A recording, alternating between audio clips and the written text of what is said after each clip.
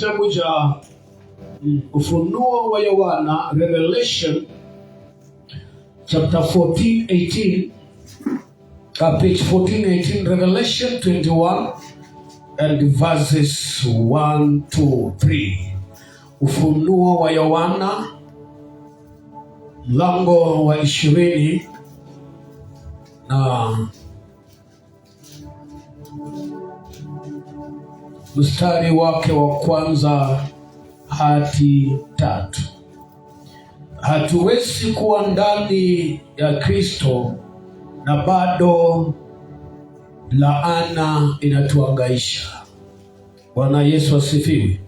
Hatuwezi kuwa ndani ya Yesu Kristo na mauti bado ya dhambi imetukalia. La hasha.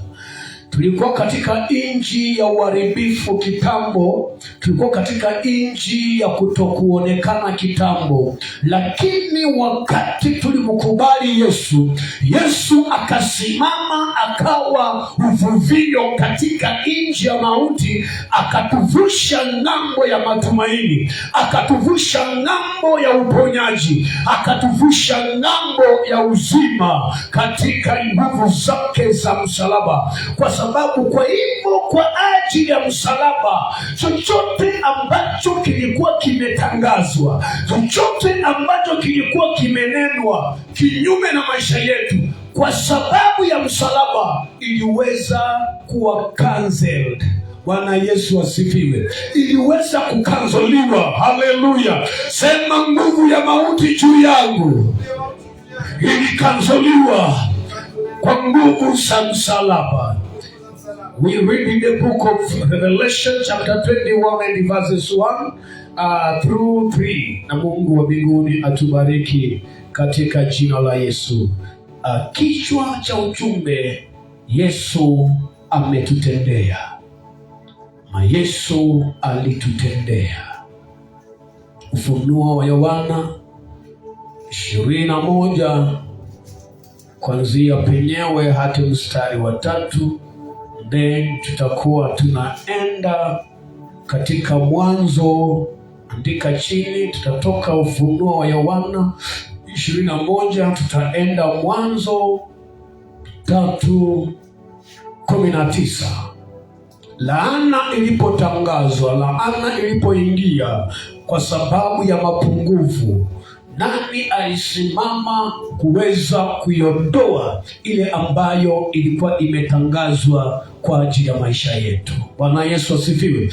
Wesi kuwa ndani ya Yesu ambaye ni uvuvio, wesi kuwa ndani ya Yesu ambaye ni matumaini, alafu kile ambacho kilikuja kwa sababu ya sheria kiweze kukukalia. Sema la hasha.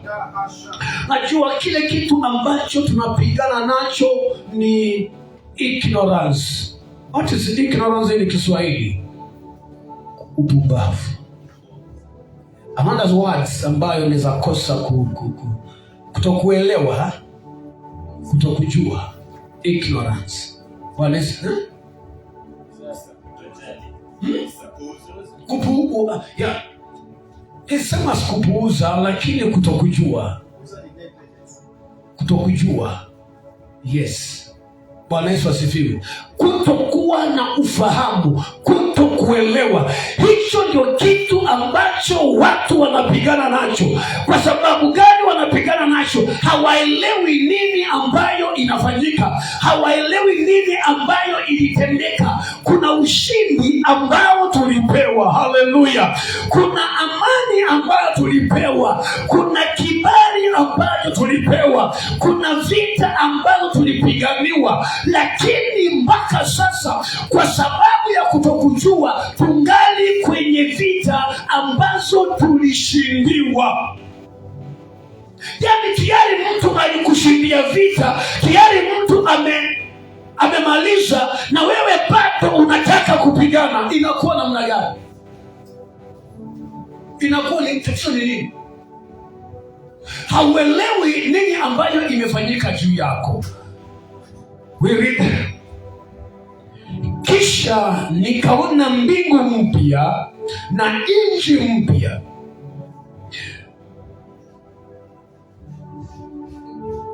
Kwa maana mbingu za kwanza na nchi za kwanza zimekwisha kupita. Kisha nikaona mbingu mpya na nchi mpya. Kumaanisha kuna mbingu ambayo iliwahi kuwa, kumaanisha kuna nchi ambayo iliwahi kuwa. Bwana Yesu asifiwe. Na hii nchi ilikuwepo kwa sababu gani? Na hii nchi kwa sababu gani inaondolewa, na tunaona nchi nyingine inakuja, na tunaona mbingu nyingine inakuja. Haleluya. Nikaona nchi mpya, nikaona mbingu mpya ikishuka. Kuna kitu ambacho ni tofauti ambacho kinafanyika wakati gani? Tulipomkiri Yesu Kristo ni Bwana, tulikuwa tunahama katika nchi ya kitambo, tulikuwa tunahama katika mbingu ya kale, hii mbingu ambayo ilikuwa ni ya dhambi, hii mbingu ambayo ilikuwa ni ya uharibifu, hii nchi ambayo ilikuwa ni ya laana, hii nchi ambayo ilikuwa ni ya mateso. Basi tulipomkiri Kristo ni Bwana, tulikuwa tunahama. Haleluya. Bwana Yesu asifiwe. So nikaona nchi mpya. Unaona nchi mpya namna gani? Unaona mbingu mpya namna gani? Hizi zote zinaonekana wakati mtu anamkiri Yesu Kristo ni Bwana. Wakati umemkiri Kristo ni Bwana, yeye anakuondoa katika huu ulimwengu wa kawaida, anakuondoa katika hii nchi ya kawaida. Yeye anakuvusha, anakuinua, anakuweka mahali penye yeye yupo. Yeye mahali hapo hakuna laana. Mahali Yesu hapo, wapendwa, hakuna nini? Hakuna kushindwa. Mahali Yesu yupo hakuna mahangaiko. Katika nchi kuna mahangaiko, lakini mahali Yesu amekalia, anatuondoa katika hii nchi ya uharibifu. Wakati unamwaminia na wakati unamkiri, unaweka tumaini lako kwako. Kwa hivyo hiyo ni kumaanisha kwamba umempatia nafasi yeye akaanze kutawala. Na wakati yeye anaanza kutawala, ule utawala ambao ulikuwepo, kuna utawala ambao ulikuwa umetukalia. Utawala uliotukalia ni utawala ambao ni wa shetani, utawala wa kimwili, utawala wa ulimwengu ambao hauwezi ukatimiza mapenzi ya Bwana, ambao hauwezi kuona kushinda. Sababu gani? Ni dhambi, ulimwengu ambao ulikuwa wa dhambi. Na Mungu hawezi kaa mahali ambapo kuna dhambi. Mungu hawezi kaa mahali kuna dhambi. Ndiposa Mungu akae mahali, ni kumaanisha kwamba ni lazima apatengeneze, ni lazima apasafishe, ni lazima apafinyange, basi ikuwe kama vile yeye anavyotaka. Basi yeye atachukua nafasi ya kuweza kukaa mahali pale. Bwana Yesu asifiwe.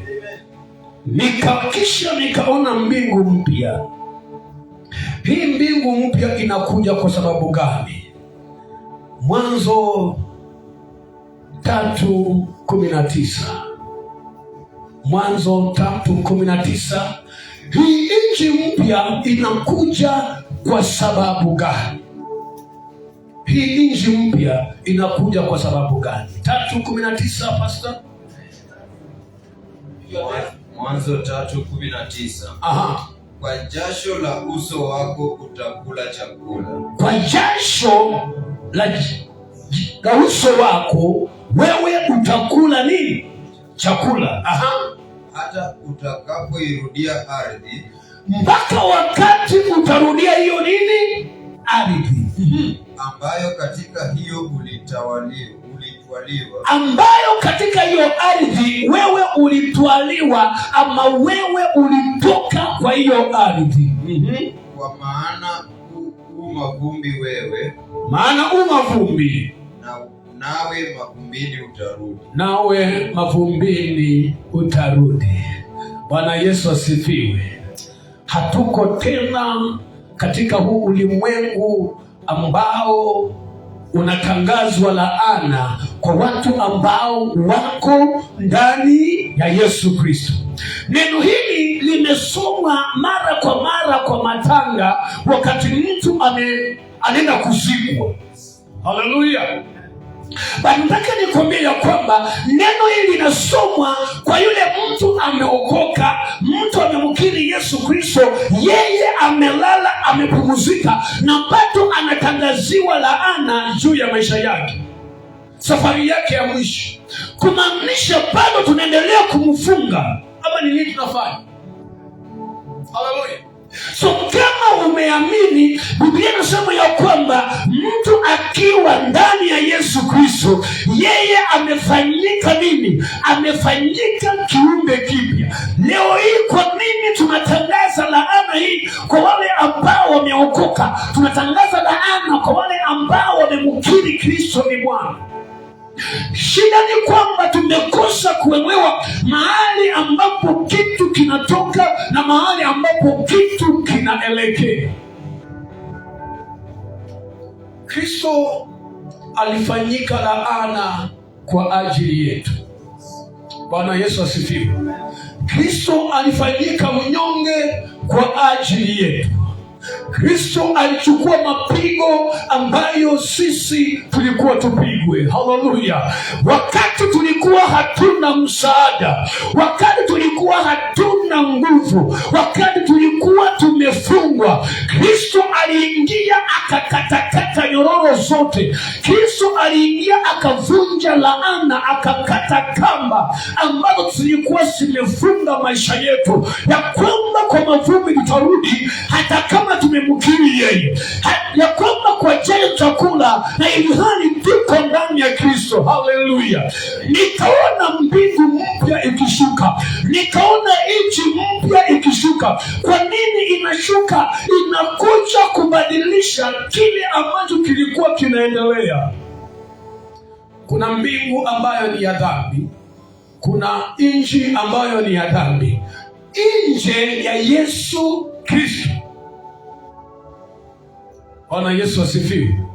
Kuna nchi na mbingu ya kale ambayo ni ya dhambi, nje ya Yesu Kristo, ama mbali na Mungu. Kwa hivyo ukiwa mbali na Mungu, wewe hautaona uzuri wa Mungu, hautaona amani ya Bwana, hautaona utulivu wa Bwana. Jumapili nilikuwa nasoma nikasema kwamba kunayo amani ambayo inatokana na vitu na kuna amani ambayo inatokana na Baba. Yesu akawaambia, amani niwapeayo si kama ya vile ulimwengu unavyowapatia. So unaweza kuwa na pesa, unaweza kuwa na nyumba, unaweza kuwa na kazi, lakini amani ya Mungu ukose. Bwana Yesu asifiwe. Kwa sababu gani? Hauchakubalika uweponi mwa Bwana, hauchakubalika miguuni mwa Bwana, hauchapata kibali katika uwepo wa Bwana. Mbingu ya kale bado inakushikilia. Yaani mpaka sasa kuna watu ambao wanaamini ndiyo today, mpaka leo hii kuna watu bado wanaamini wasipomtolea Mungu dhambi zao haziwezi zikasamehewa. Wasipotoa kafara, wapendwa, laana haiwezi vunjika. Wanajua hivyo. So maana ya Yesu Kristo ni nini? Wapendwa, wakati Yesu alikuja, alifanyika sadaka ya pekee, alifanyika dhabihu ya pekee ambayo inaondoa laana zote, ambayo inaondoa upungufu yote, ambayo inatuosha na inatuweka mahali ambapo panapostahili. Yesu ni damu ya pekee ambayo inaosha kile ambacho pesa haiwezi ikaosha. Yesu ni damu pekee ambayo inasafisha makosa ambayo wapendwa, pesa haiwezi ikasafisha, damu ya ng'ombe haiwezi ikasafisha. Ni Yesu ambaye anaingia na yeye anapanguza na anamaliza na inasaulika kabisa. Juzi nilikuwa naambia mtu nikasema kwamba ikiwa lazima nikupe kitu ndiposa unisamehe, basi huo si msamaha. Bwana Yesu asifiwe. Huo si nini? Huo si msamaha. Lakini msamaha ambao unahitajika ni msamaha ambao unatoka ndani ya roho. Ninapokudanganya kwa pesa, ninapokudanganya kwa vitu, haujanisamea, sijaomba msamaha ambao unaokubalika. Nimekuja kukufurahisha, kukutuliza. Bwana Yesu asifiwe. Nimekuja kukutuliza. Tulia. Chukua hii, ukiangalia hii polepole, hasira inapo. Lakini bado hatujatengeneza mahusiano yetu ikawa sawa. So kitambo walipokuwa wanachinja, walikuwa wanaenda kutuliza ghadhabu, hasira. So ya kwamba waangalie yamefanyika, ndiposa arudishe hasira chini. Si eti kwamba wasamehe. Bwana Yesu asifiwe. That is why wakati mwingine tunakaribisha miungu katika maisha yetu pasipo kujua.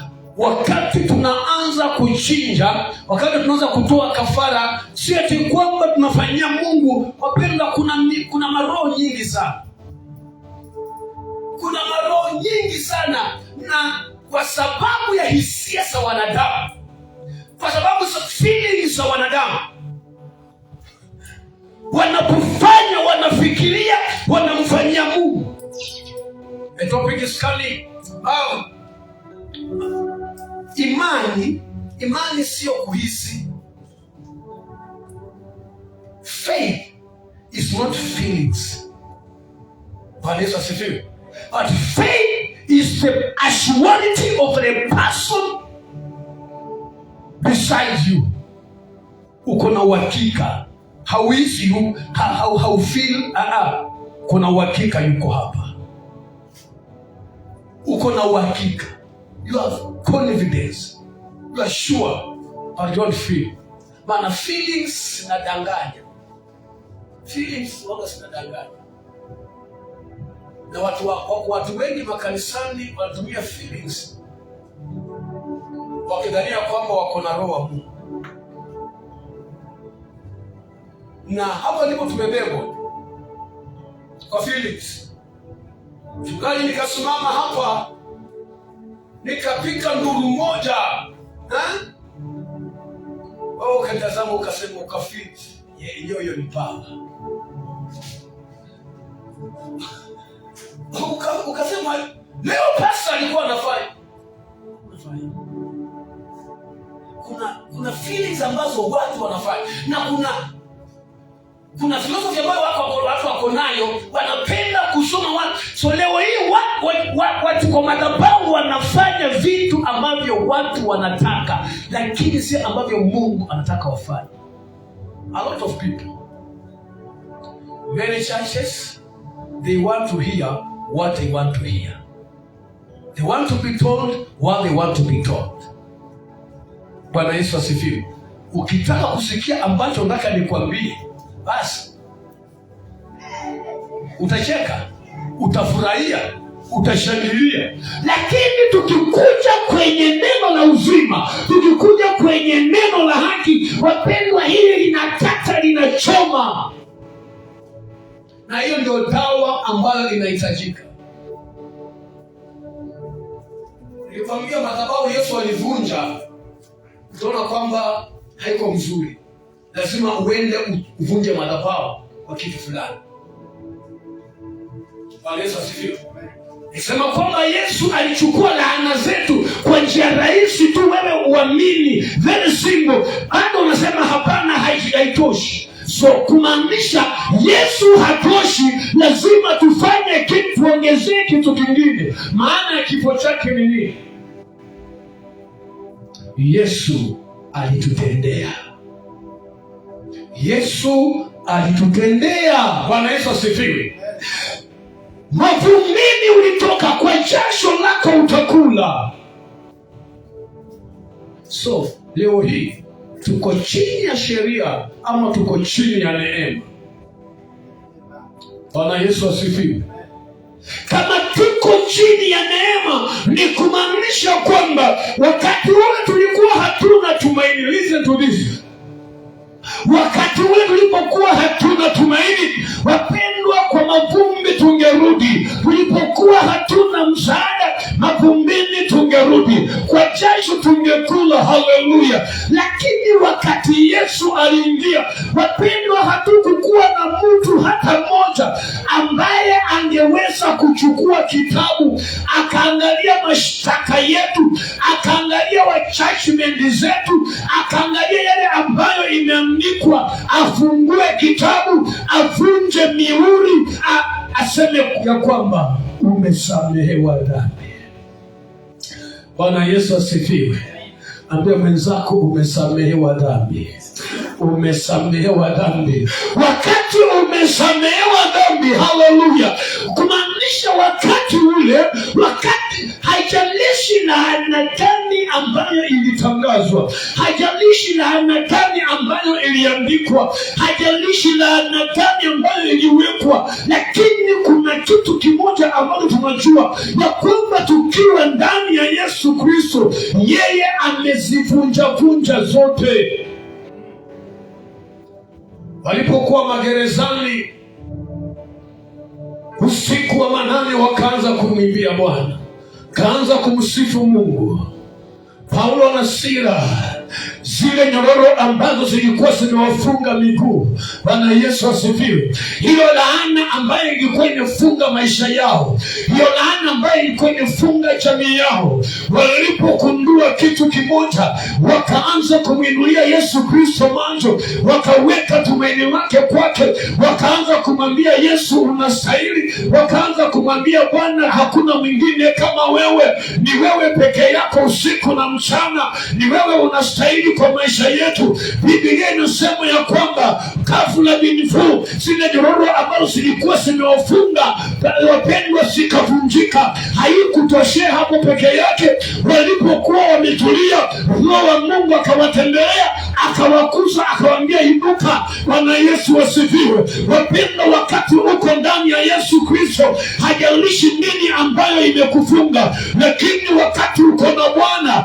yeye anaanza kufanya operation, anaanza kuvunja vile ambavyo wanadamu hawezi akavunja, anaanza kuvunja vile ambavyo sadaka yako haiwezi ikavunja, anaanza kuvunja vile ambavyo wapendwa wanadamu na watu wa kwenu hawawezi wakavunja. Akawaambia inuka.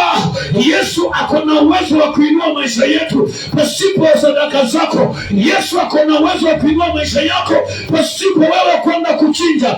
Yesu ako na uwezo wa kuinua maisha yako, hajalishi la dhambi ambazo umefanya. Kile ambacho unahitaji kufanya ni wewe kuamini katika yeye. Biblia inasema yote inawezekana kwa njia ya kuamini. Walipokuwa gerezani, nyororo zikafunguka, zikavunjika. Kwa malango kulikuwa na kafuli. Haleluya. Hii ndio laana zilikuwa zimetangazwa. Wakati Mungu anafanya vitu, anafanya kwa njia tofauti.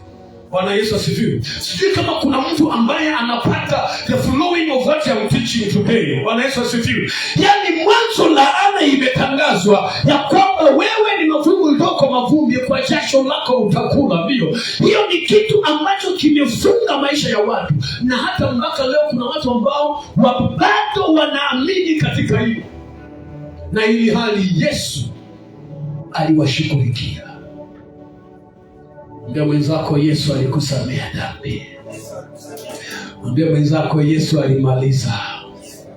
Kwa niaba yako Yesu alimaliza. Kwa niaba yangu Yesu alimaliza.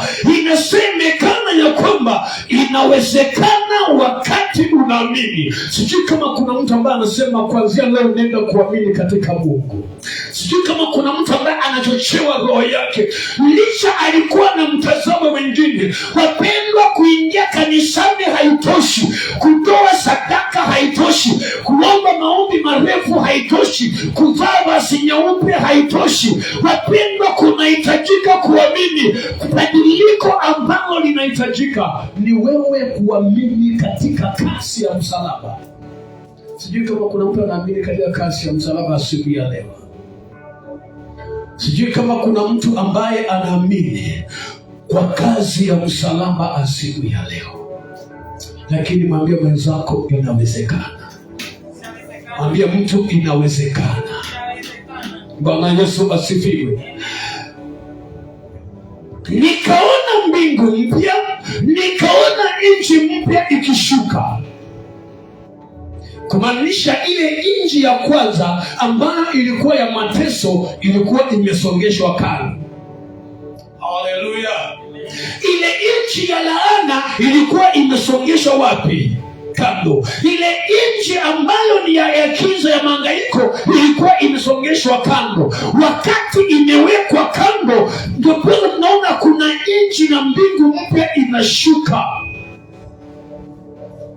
Lakini haishuki kwa watu ambao hawaamini.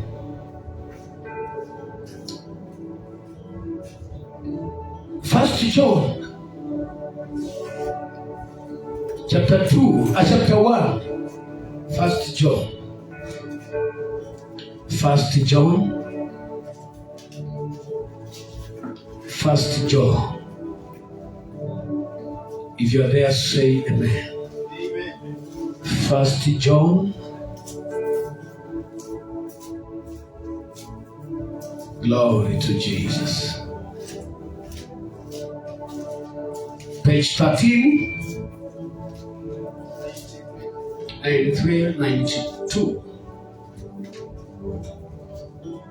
Verse 1. First John verse 1, then verse 5. No, chapter 1, verse 1. Verse 1 and verse 5, the two. Yohana kwanza moja.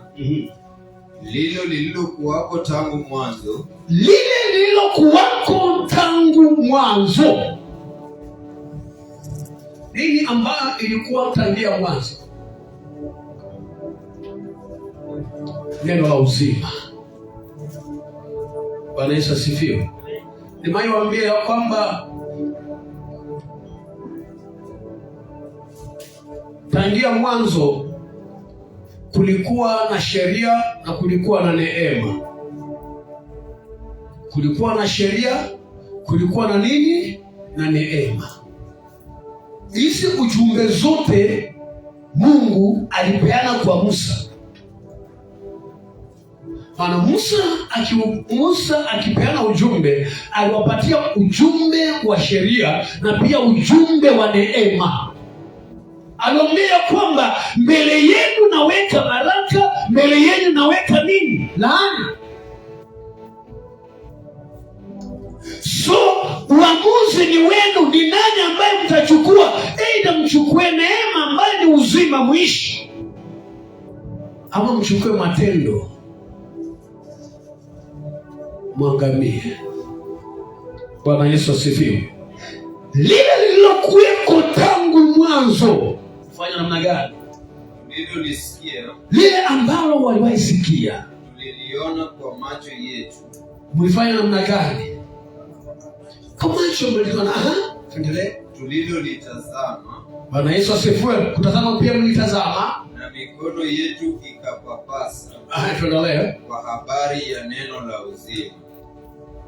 Wakati tunaongea kuhusu neno la uzima, tunamaanisha nini? Wakati tunaongea kuhusu habari ya neno la uzima, tunamaanisha nini? Tumesoma, tunamaanisha Yesu Kristo. Maana uzima hauko ndani ya mtu mwingine. Uzima haupatikani mahali pengine. Uzima unapatikana kwa Yesu Kristo. Haleluya. Kupitia kwa njia ya msalaba, tunachukua mawazo yetu, tunachukua mioyo zetu, tunachukua kila kitu ambacho tuko nacho, tunaelekezea msalaba. Tunaamini kwa kazi ambayo alifanya. Pasipo mateso ya Yesu Kristo hatungekuwa na uzima. Na basi laana hizi hasingevunjika. Wapendwa, madhabahu haya ya ukoo haingetoka, lakini inatoka wakati tunaamini kwa njia ya msalaba. Kwa jinsi hii Mungu akaupenda ulimwengu hata akamtoa mwanawe wa pekee, ili kila atakayemwaminia asipotee, bali awe na uzima wa milele. So uzima hauko kwa mtu mwingine. Unapotoa, toa sadaka zako, toa fungu unatoa, lakini pasipo kuamini na pasipo kujua nini ilifanyika msalabani, kenye unafanya ni kazi bure. Hatukatai msitoe, toeni. Hatukatai, toa. Lakini toa na akili, unajua kenye unafanya. Isikuwe tu kwamba unasaidia tu. Haleluya. Kuna watu ambao tuwaingia kanisani, lakini kile ambacho tunafanya pasipo akili, tunafanya pasipo kujua. Lakini kipindi tutaelewa cha kufanya, kipindi tutaelewa. Nasema kwamba kwa sababu kutokujua, kutokuelewa, ignorance ndio ambayo inatuangamiza. Unafunga vizuri, Bwana Yesu asifiwe. Unaomba maombi marefu, haina shida, unaingia kanisani, lakini je, unajua?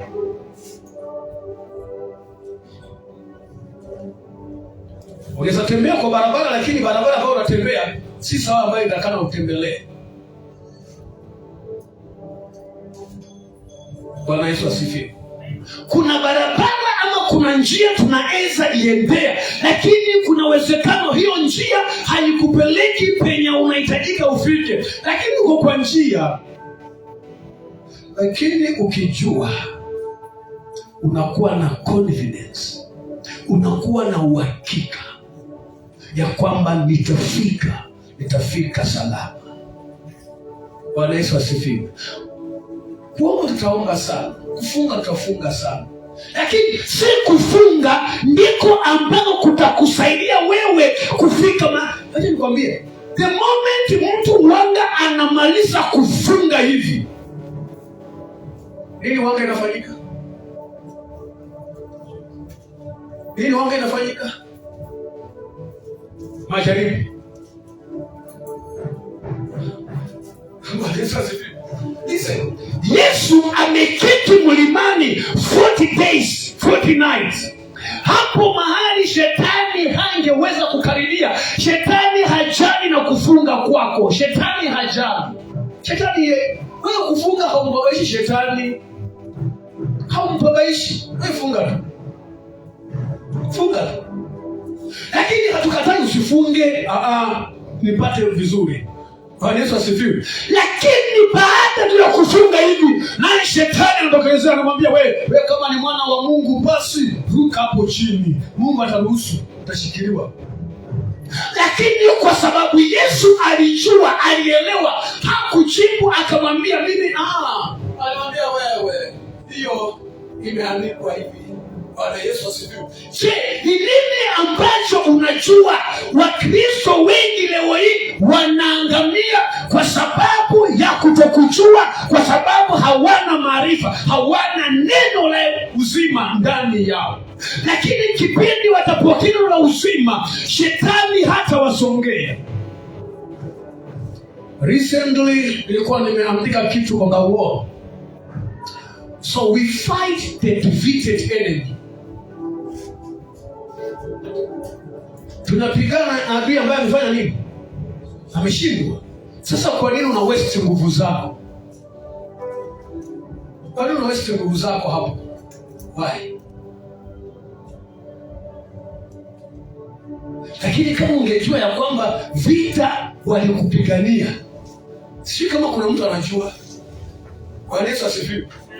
Ile siku utajua ya kwamba vita nilipiganiwa, vita nilishindiwa, mimi ni mshindi katika yeye. Haleluya. Utatembea kwa ushindi, utatembea kwa neema ya kujua ya kwamba mimi ni kichwa si mkia, mimi ni juu si chini. Haleluya. Kwa sababu hatuna kujua, ndipo tunahangaika. Lakini kuomba, tukikupea mic hivi, rika ya ndororo ribaseke hata loko ya masikiti ya ndalaba, unaweza kulimasanga vizuri hapa 12 hours, lakini unajua nini? Neno haujui. Bwana Yesu asifiwe.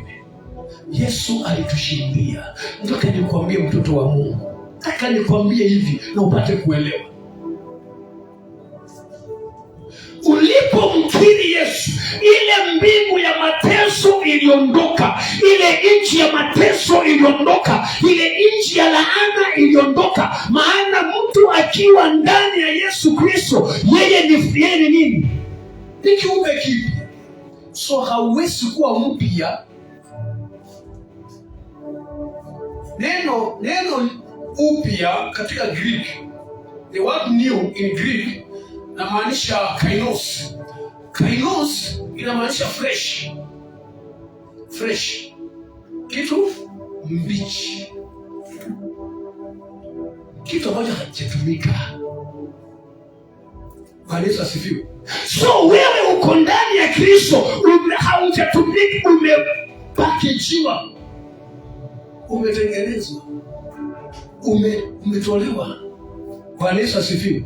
Ya nini tena bado katika haya masumbuko ya kale? Sijui ni kana kwamba haujaelewa ya kwamba umesaliwa upya. Umeondolewa kwenye uharibifu, umepandwa kwenye tumaini. Umeondolewa kwenye laana, umepandwa kwenye baraka. Umeondolewa kwenye mauti, umepandwa kwenye uzima. Sijui kama kuna mtu anaelewa hilo neno. Isaiah 54. Isaiah 54:17. Isaiah 54:17. Isaiah 54:17.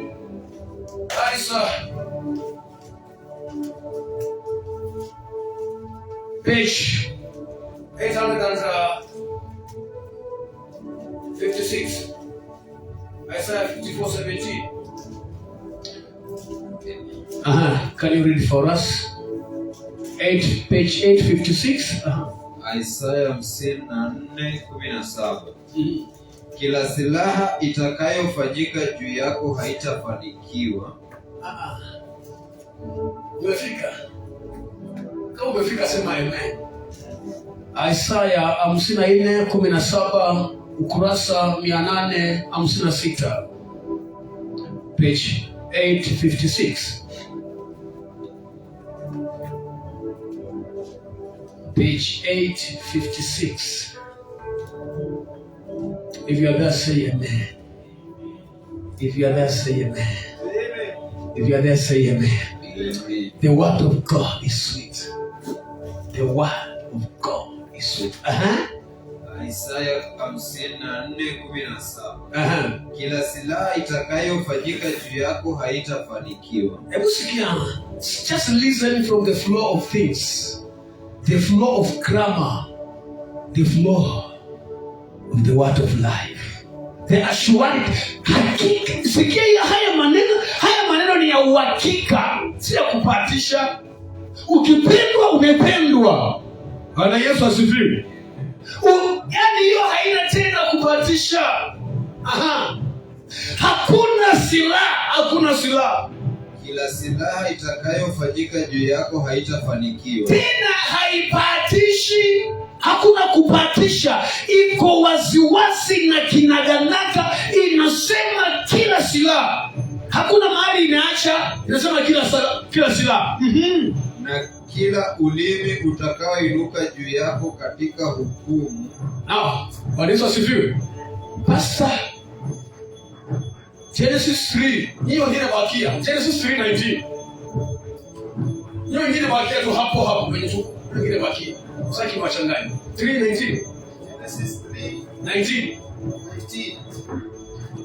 Kijana soma kwa haraka ufike penye umefika hapo. Waje kidogo asome alafu utasoma. kila silaha itakayofanyika juu yako haitafanikiwa, na kila ulimi utakayoinuka juu yako katika hukumu utahukumu kuwa makosa.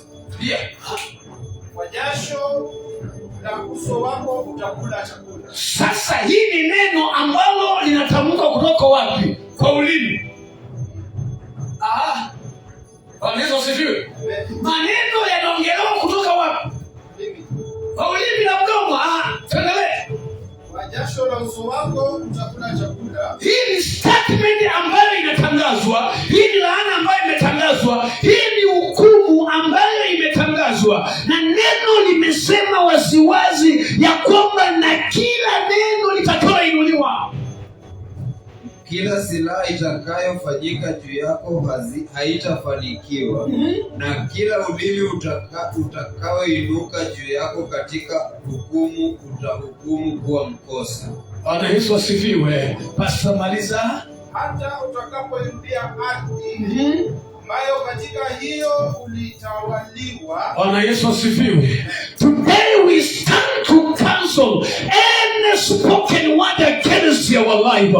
Leo nasimama kwenye pengo kutangaza laana iliyoinuliwa, kutangaza mafungo ambayo yaliinuliwa, madhabahu yaliyotangazwa kinyume chetu, kwa sababu tuko ndani ya Yesu Kristo. Waliokutangulia walishindwa kwa sababu hawakumkiri, lakini sisi tuko ndani ya Yesu Kristo. Ametusafisha, ametuosha, ametutengeneza, ametuumba tena. Nikaona mbingu mpya ikishuka, nikaona nchi mpya ikishuka. Hajalishi makosa yako, hajalishi penye ulizaliwa. Kinachojalisha ni kwamba sijui kama unaamini katika yeye. Wakati unaamini katika yeye, yeye anakuosha kwa damu yake, yeye anakufinyanga tena, yeye anakuandaa tena, analiondoa basi la kale, anakuvisha basi mpya, anaondoa basi la aibu, anakuvisha basi la heshima. Tulipokuwa wenye dhambi tulikuwa hatuna heshima, lakini ni wakati tuliingia ndani mwake akatuvalisha basi la heshima. Sema niko na Yesu, ameniosha, amenitengeneza. Wapendwa, nataka niwaambie mtu mchana wa leo ya kwamba Bwana amekushughulikia. Bwana amekushughulikia. Nasema Mungu amekushughulikia kwa ajili ya kasi ya msalaba. Hakuna neno litakaloinuliwa juu yako, hakuna madhabahu yatasimama tena, wakati uko na ndani ya yeye na umejua ya kwamba alimaliza. Kelele za chura hazitakuzuia kukunywa maji. Bwana Yesu asifiwe. Haya, sikilizeni enyi. 1 John 1:1. 1 John 1:1. Hiyo ingine tulia pale. Just move it pole pole. Yohana wa kwanza 1:1. Lile lililokuwako tangu mwanzo. Naulize, haya maneno yalikuweko tangia wapi? Haya maneno hayaanzi sahihi. Mungu kutuondoa kwenye laana haianzi sahihi. Mungu kutuponya na uharibifu hauanzi sahihi. Haya mambo yalikuweko tangia mwanzo, lakini ni ile hatukujua wala hatukuelewa. Tulikuwa tumefunikwa na pasia. I like this word because pastor used to say it slow. Yani hata sasa wakati Torati inasomwa bado pasia limewafunika. Yani mpaka sahi. That is in Corinthians. If I can remember it. Somewhere in Corinthians. 10:15. Yani hata sasa, hata kama tunafundisha, bado tungali kwenye kiza. But Yesu. Verse 5. 1 John 1:5. 1 John 1:5. Na hii ndiyo habari tuliyoisikia kwake. Sikia sasa. You can pause a little bit. You can pause a little bit. Bwana Yesu asifiwe. My friend, there's nothing sweet like hearing the truth. Hakuna kitu kizuri kama kupokea ukweli. Bwana Yesu asifiwe. Yaani wakati unapokea ukweli, inakutuliza, inakupatia amani, inakupatia pumziko. Kuna wakati tunaweza tukahangaika kwa sababu hatujafika, lakini wakati Kristo ako ndani yetu, ametuhakikishia ya kwamba ni kwa yeye tunaishi, ya kwamba ni kwa yeye tumepona, ya kwamba ni kwa yeye tumehakikishiwa amani, ametuhakikishia ushindi katika yeye. Anatuondoa kwenye mauti, anatuvusha ng'ambo ya neema, anatuvusha ng'ambo ya uhakika. Hili ni neno lilikuwa tangia wapi? Ya mwanzo. Na hii ndiyo habari tuliyosikia kwake. Hii habari mlisikia wapi? Yesu asifiwe. Hii habari mlisikia wapi? Hii habari mlisikia wapi? Hii habari mlisikia wapi? Yesu asifiwe. Hii ni habari ambayo inatokana na Mungu mwenyewe. Yaani Mungu hapendi tuangaike katika mateso. Mungu hapendi tuangaike katika laana. Mungu hapendi tuangaike katika kufinyiliwa. Lakini ni kwa sababu hatukujua. Tungali tunapigana na shetani, tungali tunang'ang'ana na laana ya ukoo, ili hali Yesu alimaliza. Mwambie mwenzako, kuanzia leo nimejua. Kuanzia leo nimejua. Mwambie mwenzako, kuanzia leo nimejua. Mwambie mwenzako, kuanzia leo nimejua. Nizapatia mtu hiyo Biblia, inaweza kuwa vizuri sana. Bwana Yesu asifiwe. Mwambie mwenzako, kuanzia leo nimejua. Mwambie mwanzia leo nimejua. Kunalo tumaini. Mwambie mtu, kunalo tumaini. Yaani wakati Kristo ametusimamia, wakati Kristo ametondolea, yeye ametupanguza machozi, yeye ametondolea aibu, na anamaanisha kwamba mauti tena si sehemu yetu, wapendo, machungu tena si sehemu yetu, laana tena si sehemu yetu, ya kwamba hii ni habari zilizokuweko tangia wapi? Tangia pale mwanzo, ya kwamba nini?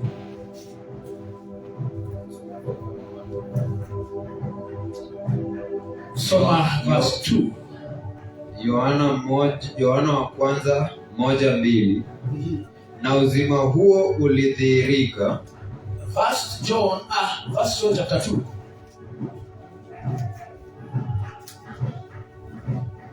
Tunataka Mungu atusaidie tupate kuelewa kile ambacho Baba ametuambia. First John page 1393, First John chapter 2. Enyi watoto wadogo,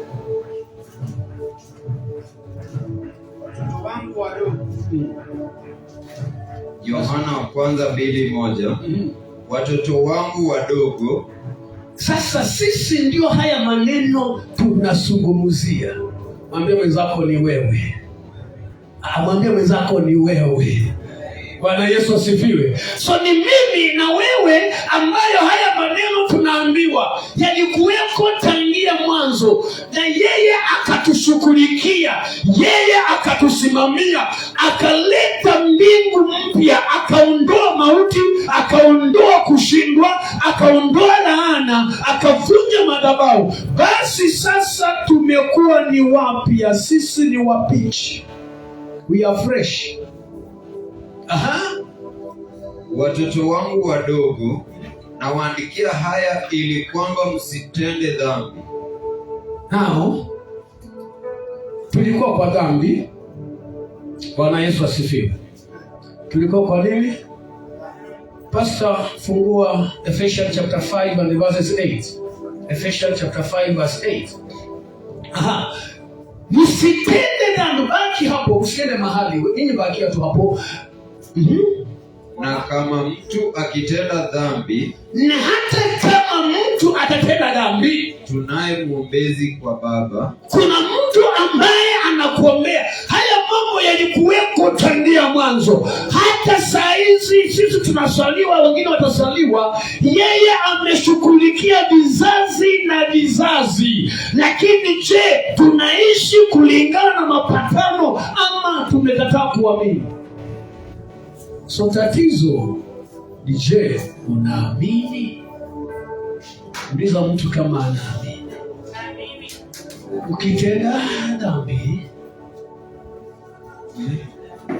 na kama mtu akitenda dhambi, tunaambiwa yani hata kama mtaweza kupungukiwa, tunaye mwombezi kwa Baba, kuna mtu ambaye anakuombea, Yesu Kristo mwenye haki. Bwana Yesu asifiwe.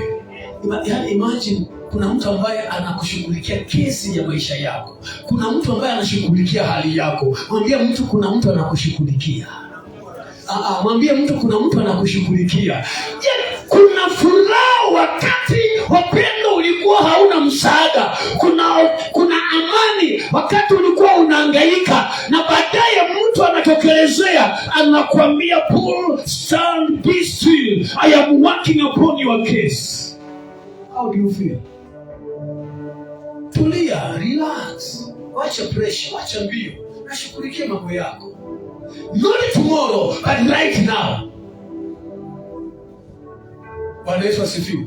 Ninashughulikia si kesho, bali ni sasa hivi, na nimeshughulikia. Bwana Yesu asifiwe. Maana anaachilia mbingu ya ambayo ilikuweko. Hapa ndipo tunasema kwamba nikaona mbingu mpya ikashuka, nchi mpya inashuka. Mimi ambaye nilikuwa katika hali ya kufinyiliwa, hali ya kutokuona furaha, hali ya kutokuona amani, nilikuwa sina msaada, nilikuwa bado niko kwenye kiza. Lakini yeye alipoinuka, kuna nchi ambayo tulikuwa tumekaa ambayo hatukuweza kusaidika, lakini yeye amekuja kutupanguza machozi.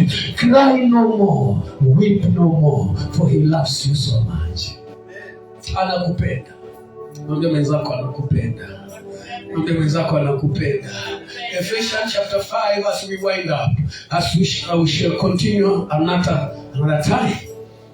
Efeso 5:8. Kwa maana zamani ninyi mlikuwa giza. Zamani tulikuwa uharibifu, zamani tulikuwa kusaulika, zamani tulikuwa hatuonekani, lakini sasa Bali sasa. Bali sasa. Mahangaiko haipo tena, uchungu haupo tena, kwa sababu tumefanyika nini? Nuru. Sisi tumefanyika nuru katika nani? Wakati uko na Yesu, yeye anakuwa ndio kitulizo. Wakati uko na Yesu, anakuwa ndio amani yako. Wakati uko na Yesu, anakuwa ndio mfariji wako, anakuwa ndio msemaji wako. Revelation 21 verse 3 as we stand on our feet. Ufunuo Yohana 21:3 tunaposoma kwa miguu zetu. Revelation Ufunuo, the end of the Bible, the end of the Bible. 21:3. Nikasikia sauti kubwa kutoka katika kile kiti cha enzi. Nikasikia sauti kubwa ikitoka kwenye kile kiti cha usimamizi. Nikasikia sauti kubwa ikitoka katika kile kiti cha uponyaji, kile kiti cha rehema, kile kiti cha matumaini, kile kiti cha msamaha, kile kiti cha amani, ikisema nini? Ikisema tazama, maskani ya Mungu ni pamoja na wanadamu. Haleluya. Mungu ako pamoja na wewe. Sema Mungu ako ndani mwangu. Sema mimi ni nyumba ya Mungu Bwana. Wakati Mungu ako ndani yako, wakati umefanyika nyumba ya Mungu, Mungu hawezi kuwa ndani mwako na ukaliwa na kufinyiliwa, uendelee kuonewa, uendelee kuhangaika. Wapendwa, yeye anakupatia amani. Bwana Yesu asifiwe. Nikasikia sauti ikisema, kuna mtu anazungumziwa mchana wa leo. Sijui ni nani ambaye anaambiwa hii habari. Sijui yale ambayo umepitia. Bwana Yesu asifiwe. Sijui masito ambayo umeng'ang'ana nayo, lakini niko na habari njema ya kwamba Yesu amekutendea, Yesu amekutetea, Yesu amekushughulikia kwenye hiyo hali ya maisha yako. Yesu amekushughulikia.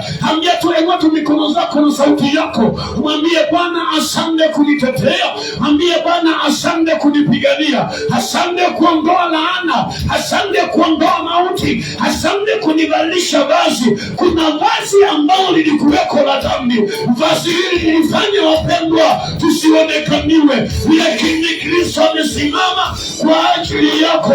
Kristo amesimama mchana wa leo, yeye ambaye anasema niko tayari, nasema langoni napisha.